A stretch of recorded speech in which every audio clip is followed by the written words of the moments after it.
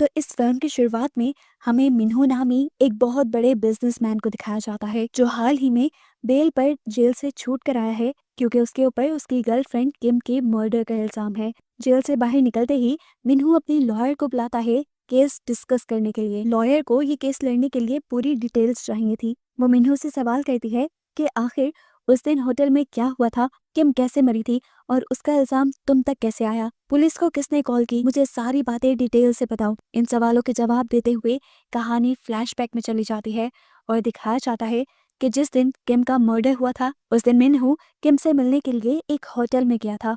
मिन्हू ने बताया कि वो और किम तो बातें कर रहे थे कि अचानक मिन्हू ने इस होटल के बाहर पुलिस को देखा। मिन्हू ने कहा कि मैं घबरा गया था, मैं बस उस जगह से भागना चाहता था, लेकिन इससे पहले कि मैं वहां से चला जाता उस जगह पर कोई आदमी आ गया। उसने मेरे सर पे हमला किया जिससे मैं बेहोश हो गया।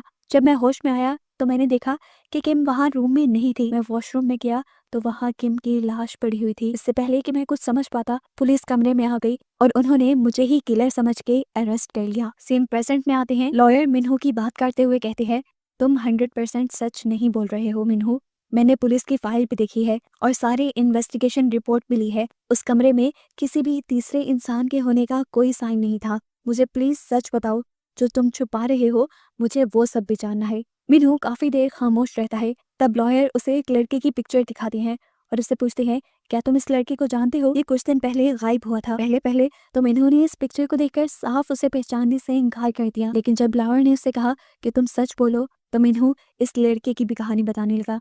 कहानी एक और मरतबा फ्लैशबैक में गई और हमें दिखाया गया कि कुछ महीनों पहले मिन्हू अपनी गर्लफ्रेंड किम से मिलने के लिए जा रहा था। मिन्हू मैरिड था और आजकल उसे रिग्रेट होने लगा था कि वो अपनी वाइफ को धोखा दे रहा है इस रिलेशन के जरिए। इसीलिए वो अपनी गर्लफ्रेंड किम से कहता है कि वो जल्द ही इस रिलेशन को तोड़ देगा। किम जो इस टाइम ड्राइविंग कर रही थी, ये बात सुनकर वो गुस्से में आ जाती है और उसका ध्यान ड्राइविंग से हट जाता है। सामने से आने वाली गाड़ी भी उसे नजर नहीं आती। इससे पहले कि इन लोगों का एक्सीडेंट हो जाता, किम जल्दी से अपने गाड़ी को ड्रिफ्ट करते हुए दोनों कार्स को टकराने से बचा लेती है। ऐसा करके उन्होंने अपनी गाड़ी तो संभाल ली थी, लेकिन सामने वाली गाड़ी का एक्सीडेंट फिर भी हो चुका था। किम और मिन्हू ने जब बाहर निकल के देखा तो दूसरे आदमी की गाड़ी बिल्कुल डैमेज हो चुकी थी। किम ने आगे बढ़कर दरवाजा खोलकर चेक किया। गाड़ी में जो लड़का था उसकी मौत हो चुकी थी और ये लड़का कोई और नहीं बल्कि वही पिक्चर वाला लड़का है जिसके बारे में लॉयर मिन्हू से सवाल कर रही थी। इस लड़के का नाम हान था। मिन्हू बताता है कि उस लड़के की मौत को देखकर मैं बुरी तरह घबरा गया। मैं पुलिस को कॉल करने ही वाला था, लेकिन किम ने मुझे रोक लिया, ये कहते हुए कि इस रोड पर किसी ने हमें देखा नहीं है। हम फजूल में पुलिस को कॉल करके खुद इस केस में फंसेंगे और हमारी रेपुटेशन भी डाउन हो जाएगी। इससे बेहतर हम खुद इसकी लाश को कहीं ठिकाने लगा देते हैं और चुपचाप यहाँ से निकल जाते हैं। अब इससे पहले कि ये लोग हान की यानी उस लड़की की लाश को ठिकाने लगा देते, यहाँ पर पुलिस की एक कार आ जाती है। पुलिस की कार को देखते हुए मिन्हू दोबारा घबराया, लेकिन किम नहीं घबराई। पुलिस ने यहाँ आकर जब एक्सीडेंटल कार को देखा तो उन दोनों से पूछा कि क्या मसला हुआ है। किम ने बड़े आराम से झूठ बोल दिया कि कुछ नहीं, बस हम दोनों का एक्सीडेंट हो गया था और हमने मामला आपस में सुलझा लिया है। यानी उसने पुलिस के सामने ऐसा प्रिटेंड किया था कि सामने वाली कार जिसका एक्सीडेंट हुआ है वो हान की नहीं बल्कि मिन्हू की कार है। पुलिस के सामने उन्होंने अपनी कार इंश्योरेंस कंपनी को भी कॉल की, जिससे पुलिस को बिल्कुल शक नहीं हुआ और पुलिस वाले वहां से चले गए। पुलिस के यहाँ से जाते ही अब किम मिन्हू से कहती है, तुम यहाँ से चले जाओ, तुम चाहते थे ना हमारा रिलेशन खत्म हो जाए, आज से तुम्हारा और मेरा रिलेशन खत्म हुआ। यहाँ जो हुआ ये एक सीक्रेट है जो हम दोनों के दरमियान रहेगा, बिल्कुल इसी तरह जिस तरह हमारा रिलेशन सीक्रेट रहा। जाते हुए तुम हान की कार को यहाँ से ले जाओ। मिन्हू हान की कार लेकर वहां से चला गया, जबकि किम जाकर अपनी कार में बैठ गई। लेकिन एक्सीडेंट होने की वजह से अब ये कार स्टार्ट नहीं हो रही थी। किस्मत से तभी एक बूढ़ा आदमी वहां से गुजरा और उसने किम से पूछा, कोई प्रॉब्लम है? तो किम ने उसे बताया, अभी मेरी गाड़ी का एक्सीडेंट हुआ था, उसके बाद से ही मेरी गाड़ी ऑन नहीं हो रही। यह आदमी किम की मदद करने के लिए इसकी गाड़ी को रिपेयर करने की कोशिश करता है, लेकिन गाड़ी के अंदर फॉल्ट ज्यादा था। वो आदमी किम से कहता है, मेरा घर पास में ही है, अगर तुम चाहो तो मैं तुम्हारी मदद कर सकता हूँ। किम उसकी मदद लेने के लिए मान जाती है और वो बूढ़ा आदमी किम की गाड़ी को टक करके अपने घर ले आता है। काफी घंटों की मेहनत के बाद उस बूढ़े आदमी ने किम की गाड़ी को बिल्कुल ठीक कर दिया था। वो किम से कहता है, आपकी गाड़ी अब ठीक हो गई है, आप यहाँ से जा सकती हैं। किम उस आदमी की बहुत शुक्रगुजार थी। इससे पहले कि वो यहाँ से चली जाती, उसने यहाँ पर एक पिक्चर देखी और वो शौक रह गई। वो हान की पिक्चर थी जिसे एक्सीडेंट में मारकर वो उसकी लाश को ठिकाने भी लगा आई थी। अब उसे रिग्रेट हो रहा था कि जिसको उसने मारा उसी के बाप ने उसकी इतनी मदद की और वो अब बेसब्री से अपने बेटे का इंतजार भी कर रहे थे। बड़े फॉर्मल वे में अंकल ने उससे कहा, देखो इतनी देर से निकला है, अब तक घर नहीं आया मेरा बेटा। साथ साथ वो अपने बेटे को कॉल भी मिला रहे थे। अब किम के हाथ में मौजूद फोन बजने लगा जो कि हान का था। वो घबरा गई क्योंकि अंकल भी फोन की आवाज सुन चुके थे। किम ने जल्दी से फोन सोफे पर रख दिया और अंकल को लगा कि शायद आज उनका बेटा फोन लेकर ही नहीं गया, और ऐसे किम अपने आप को साफ करते हुए वहां से चली गई। यहाँ मिन्हू उस एक्सीडेंट को भुलाने के लिए अब ज्यादा से ज्यादा टाइम अपनी वाइफ, फैमिली और बिजनेस के साथ गुजारने लगा था, जिसकी वजह से बहुत ही जल्दी उसका बिजनेस ग्रो भी कर जाता है। ऐसे ही एक दिन एक पुलिस ऑफिसर मिन्हू से मिलने के लिए उसके ऑफिस आ जाता है और वो उससे पूछता है कि जिस दिन उसने हाईवे पे सफर किया था उसी दिन हाईवे पे एक एक्सीडेंट भी हुआ था। अगर वो इस एक्सीडेंट के बारे में कुछ भी जानता है तो पुलिस को बता दे, लेकिन मिन्हू ने साफ इनकार कर दिया कि वो इस एक्सीडेंट के बारे में कुछ नहीं जानता। हालांकि पुलिस ऑफिसर उसे अपना कार्ड भी दे गया कि अगर तुम्हें उस एक्सीडेंट के बारे में कुछ भी याद आए या पता चले तो मुझे जरूर बता देना। थोड़े दिन बाद मिन्हू को उसकी वाइफ के साथ डिनर करते दिखाया गया। तभी न्यूज में उसी एक्सीडेंट की न्यूज चलने लगी। यहाँ न्यूज में अब एक औरत का स्केच भी दिखाया जाता है जो किसी और का नहीं बल्कि किम का ही स्केच था, और पुलिस बता रही थी कि इस एक्सीडेंट की जिम्मेदार किम है, जिसे अब पुलिस जोरों से ढूंढ रही है। हान के डैड ने पुलिस को यह बयान दिया था कि किम उसे एक्सीडेंट वाले रोड पे ही मिली थी और उसके बाद से किम का कुछ अता पता भी नहीं था, तो सारे शक किम के खिलाफ थे। इतनी देर में अब मिन्हू को किम की कॉल आई। किम उसे मिलने के लिए एक सीक्रेट जगह बुला रही थी। मिन्हू भी बगैर किसी देरी के किम से मिलने के लिए चला गया, जहाँ किम का हुलिया पहले से बिल्कुल बदला हुआ था। किम ने उसे बताया कि मैंने अपने बाल काट दिए हैं और अपना हुलिया चेंज कर लिया है ताकि पुलिस मुझे पहचान ना पाए। यहाँ पर किम सिर्फ मिन्हू को हान के कार्ड्स देने के लिए आई थी। वो मिन्हू से कहती है कि तुम उसके कार्ड की डिटेल्स चेंज कर दो ताकि लोग उसे एक बहरूपिया समझें और पुलिस का ध्यान हमारे से डाइवर्ट हो जाए। मिन्हू किम की बात मानता है और हान के सभी कार्ड्स की डिटेल्स चेंज करने के बाद उसके कार्ड्स भी जला देता है। अब जब पुलिस को इन्वेस्टिगेशन के दौरान हान के कार्ड्स की डिटेल्स चेंज मिलती हैं तो उन्हें लगता है कि हान एक फ्रॉड था, वो कुछ इलीगल काम करता था और शायद पुलिस से बचने के लिए वो ये सारे नाटक कर रहा है। पुलिस को उसका गुमना यानी उसकी मिसिंग भी उसी का एक प्लान लग रहा था। इसी तरह ये केस बंद हो गया और मिन्हू भी काफी रिलैक्स हो गया। अब ज्यादा से ज्यादा बिजनेस पे ध्यान देने की वजह से मिन्हू का बिजनेस भी दिन ब दिन ग्रो करने लगा और बहुत ज्यादा प्रॉफिट होने लगा। जबकि दूसरी तरफ दिखाया गया कि हान के डैड ने पुलिस से दोबारा रिक्वेस्ट की हान को ढूंढने के लिए। उन्होंने पुलिस को यकीन दिलाया कि हान कोई फ्रॉड नहीं था। उन्होंने हान के सारे पुराने डॉक्यूमेंट्स भी उन्हें दिखाए और बोला कि अगर सबूत हान के खिलाफ जा रहे हैं तो यकीनन इसका मतलब है कि हान किसी मुसीबत में है। हान के डैड ने पुलिस से रिक्वेस्ट की कि प्लीज आप दोबारा से इन्वेस्टिगेशन करें, उस जंगल की तो जरूर तलाशी लें जहां पर आखिरी मर्तबा हान की कार को देखा गया था। हान के डैड की रिक्वेस्ट मानते हुए पुलिस वाले दोबारा से इस केस को ओपन कर देते हैं और इन्वेस्टिगेशन शुरू कर देते हैं।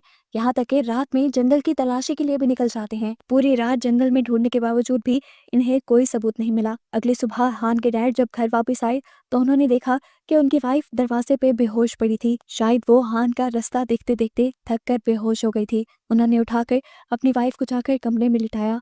अब वो थक चुके थे इस सब चीज से। उन्हें अपनी वाइफ की हालत देखकर बहुत ज्यादा दुख हो रहा था। सीन्स अब दोबारा प्रेजेंट में आए और हमें मिन्हू को लॉयर के सामने बैठा दिखाया गया। मिन्हू ने लॉयर से कहा कि जिस दिन किम का मर्डर हुआ था उस दिन मेरे और किम के अलावा उस कमरे में हान के डैड भी मौजूद थे, जिन्होंने पहले मुझे बेहोश किया और फिर किम को मार दिया क्योंकि वो अपने बेटे की मौत का बदला लेना चाहते थे। लॉयर पूछते हैं कि आखिर उन्होंने केस में फिर तुम्हें क्यों फंसाया? तब मिन्हू कहता है क्योंकि मैंने सच नहीं बोला था, इसीलिए उन्होंने मुझे मारा तो नहीं लेकिन मुझे जेल भेजकर मुझे मेरी गलती का एहसास जरूर दिलाया। यहाँ पे मिन्हू लॉयर को ये भी बताता है कि इस सब में हान के डैड के साथ साथ हान की मॉम भी इन्वॉल्व थी, जिन्होंने हान के डैड के कमरे से निकलते ही पुलिस को कॉल कर दी और मुझे पकड़वा दिया। लॉयर की सारी कहानी सुनकर उठ खड़ी हुई और उसने मिन्हू से कहा, तुमने जो स्टोरी सुनाई है वो बिल्कुल अलग है। असल स्टोरी अब मैं तुम्हें बताती हूँ। कहानी एक और मर्तबा फ्लैशबैक में चली जाती है और हमें दिखाया जाता है कि असल में जिस दिन हान का एक्सीडेंट हुआ था उस दिन कार किम नहीं बल्कि मिन्हू खुद ड्राइव कर रहा था। उसने अपने रिलेशन को खत्म करने की जो भी कहानी खड़ी थी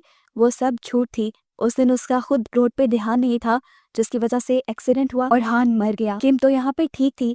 असल में किम ही पुलिस को कॉल करना चाहती थी और मिन्हू ने ही उस दिन किम को पुलिस को कॉल करने से रोका था, क्योंकि मिन्हू को लग रहा था कि अगर ऐसा कोई केस उसका पुलिस के सामने आ जाएगा तो वो बड़े बड़े बिजनेस टाइकून में अपना नाम नहीं बना सकेगा। हालांकि किम को अपने नाम की कोई परवाह नहीं थी। वो मिन्हू ही था जिसने किम को ये करने पे मजबूर किया। यहाँ तक कि हान की लाश को छुपाने और ठिकाने लगाने तक का प्लान भी सारा मिन्हू का ही था। और मिन्हू इतना शातिर था कि उसने सारा प्लान इस तरीके से खेला कि खुद वो इस सारे केस से साइड पे रहा और सारी जगह किम फंसती गई। किम को तो खुद हान की मौत का कहीं ना कहीं बहुत दुख था। पुलिस भी किम के पीछे पड़ी हुई थी।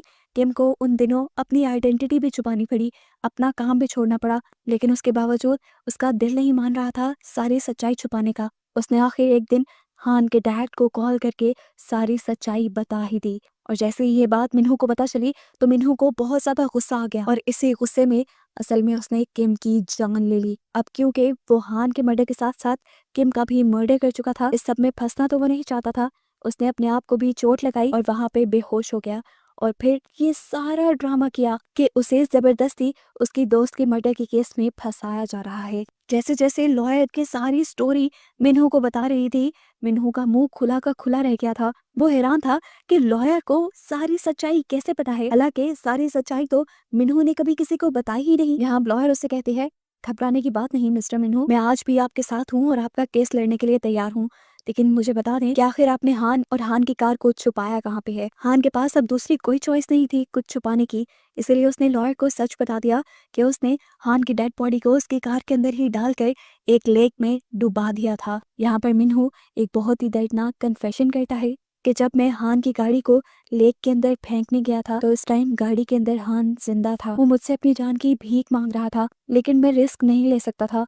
अगर मैं उसे छोड़ देता तो मेरे पे केस बन जाते, इसीलिए मैंने उसे जिंदा ही पानी में फेंक कर मार दिया। मिन्हू की ये बात सुनकर तो लॉयर भी शॉक हो जाती है, क्योंकि ये बात उसे नहीं पता थी कि जब मिन्हू ने कार को लेक में डाला तो तब हान जिंदा था। उसे तो यही लगता था कि एक्सीडेंट में ही हान मारा गया होगा। लॉयर अब ये सोच रही थी कि मिन्हू कितना ज्यादा संदिल है, अपने वफात के लिए उसने एक लड़के को मार दिया। अब लॉयर ने उसके सामने एक मैप रखा और उसे कहा कि मार्क करो वो जगह जहाँ पर तुमने हान की कार को धक्का दिया था। मिन्हू ने भी पेपर उठाकर वो जगह मार्क कर दी। मार्क करने के बाद लॉयर ने वो पेपर उठाया और अपना सामान इकट्ठा करने लगी। सामान इकट्ठा करने के बाद उसने मिन्हू से कहा, मिस्टर मिन्हू, मैं आपका केस नहीं लड़ सकती क्योंकि आपने मेरे से बहुत बड़ी सच्चाई छुपाई है कि वो लड़का तब जिंदा था जब आपने उसको छुपाया। ये कहकर वो उसके घर से बाहर निकल गई और अपनी कार स्टार्ट करके वहां से जाने ही लगी कि तभी उसकी कार का टायर वहां किसी खड्डे में फंस गया। उसकी कार अब आगे चल नहीं रही थी। बाहर मौसम भी इतना खराब था कि अगर बाहर रुका जाता तो शायद उनकी मौत ही हो जाती। मिन्हू यहाँ उससे कहता है